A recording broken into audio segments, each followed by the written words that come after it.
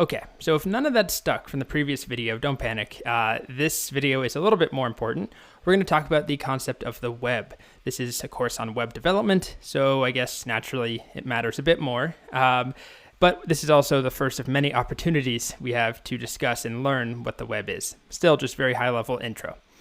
Okay, so the internet is this network of networks. It's the infrastructure that enables many things, including the World Wide Web. The World Wide Web, commonly known as the web, is an information system where we're able to share documents and resources over the internet. And those resources, those documents, are identified by URLs, Uniform Resource Locators.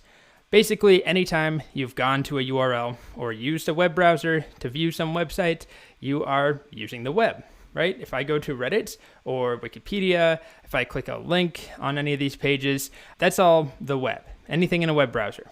Well, I shouldn't say if it's the only thing that happens in a web browser, but that's really what web browsers allow us to do, is request and view web resources. So remember, the internet does more than just the web. It enables, streaming services and email, just as two examples. The web is one portion of what goes over those cables. So the web is this information system that allows us to share resources over the internet. And as I mentioned, those resources are identified by URLs. And the way that the information is transferred and the way that the web really works is there's this protocol, this thing called HTTP, Hypertext Transfer Protocol. You probably have come across that or at least seen the letters HTTP or HTTPS in your browser. This is the foundation of how the World Wide Web works, how we communicate, and how we request and share resources or web pages. So HTTP is a protocol. It's a standardized sort of set of rules for how a form of communication should work. There are many other protocols involved in the internet. There's a TCP/IP protocol. There's this whole stack of protocols. We're not going to get into it. But HTTP is by far the most important for our purposes. So let's talk about how it works at a high level. When I go to some web page, let's say I'm going to Reddit, and I click a link to Reddit or a bookmark I have, or I just refresh the page like I'll do right now. I'm going to refresh. I am generating a request to this URL specifically. So what happens there, there's a very, very long journey that my request undergoes before it actually makes it to one of Reddit's servers. But it is a request asking for this particular resource. And then at some point, hopefully, I get a response back from one of Reddit's servers back to my machine saying, here you go, this is what you asked for. And then my browser's job is to display the information for me in a beautiful web page. Not always beautiful, but in some sort of page that makes sense to me and my human eyes.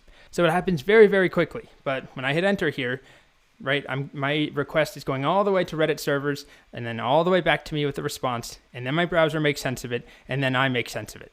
So that all happens relatively quickly, at least depending on the speed of your internet and assuming that you're requesting a resource that exists. I said the term server. Specifically, I'm referring to a web server when I say that. There are different types of servers in general. They don't really matter for the purposes of this course, but there are video game servers. Just as an example, we're talking about web servers where they are machines connected to the internet, where their entire job is to satisfy requests coming in via the web. So web requests. We will be writing our own server code in this course eventually so that we can satisfy requests. We can have an incoming request asking for some page, and we can respond with information. Now there's a lot more to it. We need to often make sure somebody has permission to do something. Are they logged in? Do they own this? Is this a real resource they're asking for? Those are all things we will learn to implement. But at its core, the web is this system of sharing resources over the internet, and it's all built on this thing called HTTP. We will dive way deeper into HTTP in a bit, more than a bit. Later on in this course, we'll be making requests at a much lower level. We'll look at requests and what a response looks like. But for now, you just need to know that they exist. HTTP is a thing. So here's another example of the job of a server. If I request from Reddit server, reddit.com, some subreddit that just doesn't exist, the job of that Reddit server is to tell me, I don't know what that is. So if I try and go to a subreddit like that, chickens, blah, blah, blah, I'm requesting that. Reddit server is going to analyze that request and figure out, I don't know what the heck he's on about, and then it sends me back a different resource, a different page. So another term you'll hear is client, and that is just a way of referring to the machine, the computer, the device that is requesting something from a server. So in this case, I'm the client, or the browser is the client, my machine is the client. I am requesting a resource from Reddit, Reddit's server, or Wikipedia's server.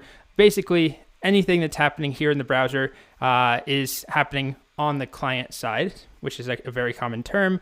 And then anything that happens on Reddit servers or Wikipedia servers, or eventually when we write our own server logic, all that code happens on the server side.